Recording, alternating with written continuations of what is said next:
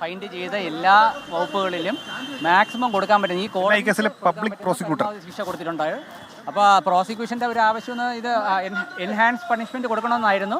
കോടതി അതിൽ നിന്നും അതിൻ്റെ റീസൺസ് എനിക്കിപ്പോൾ ഓർഡർ കിട്ടിയതാണ്. ഞാൻ വായിച്ചു നോക്കിയില്ല എന്തുകൊണ്ടാണ് നമ്മളെ പ്രോസിക്യൂഷൻ്റെ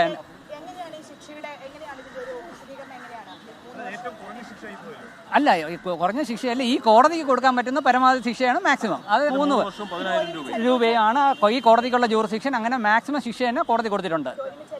ഒരുമിച്ചല്ലേ അനുഭവിച്ചത്? അതെ അതെ അതെ ഒരുമിച്ച്.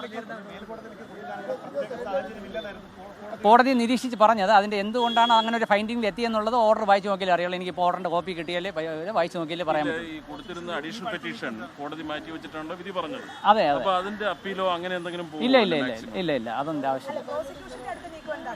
പ്രോസിക്യൂഷന് ഇല്ല. ഇതിൻ്റെ ഇനി അടുത്ത പ്രതികൾക്കാണ് ഇതിൻ്റെ മുകളിൽ അപ്പീൽ പോകേണ്ടത്. പ്രതികൾക്ക് മേൽക്കോടതിയിൽ നിന്ന് 1 മാസത്തേക്ക് അവർ ഇന്ന് കൊടുത്ത ശിക്ഷയിൽ 1 മാസത്തെ സസ്പെൻഡ് ചെയ്തിട്ടുണ്ട്. 1 മാസത്തിനുള്ളിൽ അവർ സ്റ്റേ മേടിച്ച് കോടതിയെ അറിയിക്കേണ്ടതുണ്ട്. ഇല്ലെങ്കിൽ അവർ റിമാൻഡിൽ ജയിലിലേക്ക് പോകും. 409 ഒഴിച്ച് ബാക്കി എല്ലാ കുറ്റങ്ങളും 2 പ്രതികൾക്കും ശിക്ഷയുണ്ട്. അതെ അതെ അതെ ഒരേ ശിക്ഷയാണ്. 409-ന് 1-ാം പ്രതിക്ക് മാത്രമേ ശിക്ഷയുള്ളൂ. ബാക്കി 2 പ്രതികൾക്കും എല്ലാ കുറ്റങ്ങളും ബാധകമാണ്. അതെ അതെ ബാധകമാണ്. നിങ്ങൾ ഉദ്ദേശിച്ച പ്രധാനപ്പെട്ട കാര്യം ജീവപര്യന്തം വരെ ശിക്ഷ കിട്ടാവുന്ന ഒന്നായിരുന്നു 409. അതുകൊണ്ട് അത് മേൽക്കോടതിക്ക് റെഫർ ചെയ്യണമെന്നായിരുന്നു നിങ്ങളുടെ ആവശ്യം. അതെ അതെ. ആ ആവശ്യം കോടതി നിലവിൽ പരിഗണിച്ചിട്ടില്ല. അതെ അതെ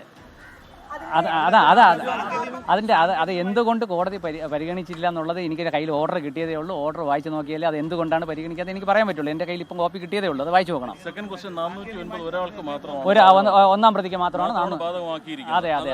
അതിന്റെ കാര്യത്തിലും മേൽക്കോടതിയെ സമീപിക്കും. അതെ അത് എന്താണ് അങ്ങനെയാണെന്നുള്ളത് വായിച്ചു നോക്കിയാലേ പറയാൻ പറ്റുള്ളൂ.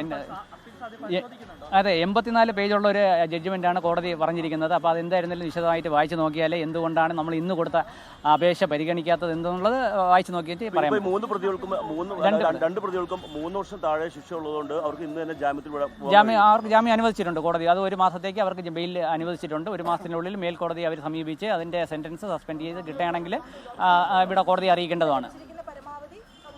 3 കൊല്ലം. അത് അപ്പീൽ പോകാൻ 1 മാസം സമയം അവർ അനുവദിച്ചിട്ടുണ്ട്. മറ്റു ജാമ്യ വ്യവസ്ഥകൾ എന്തെങ്കിലും ഇല്ല ഇല്ല അത് ഞാൻ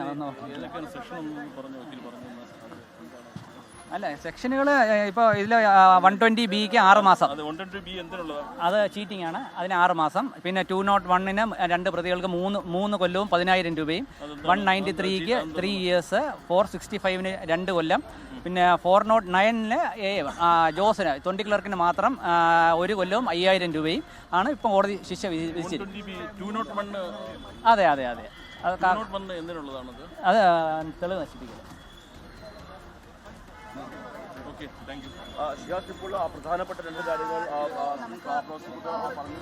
തുണ്ട് മുതൽ തിരിമറി കേസുമായി ബന്ധപ്പെട്ടപ്പോൾ പബ്ലിക് പ്രോസിക്യൂട്ടറാണ് മാധ്യമങ്ങളോട് സംസാരിച്ചത്. കേസിന്റെ വിധിയുടെ വിശദാംശങ്ങൾ സംസാരിക്കുകയായിരുന്നു അദ്ദേഹം. ആന്റണി രാജുവും കേസിൽ 2-ാം പ്രതിയായിരുന്നു. കേസിൽ 1-ാം പ്രതി ജോസ്. ഈ രണ്ടുപേരുടെയും ശിക്ഷയാണ് ഇപ്പോൾ കോടതി വിധിച്ചിരിക്കുന്നത്.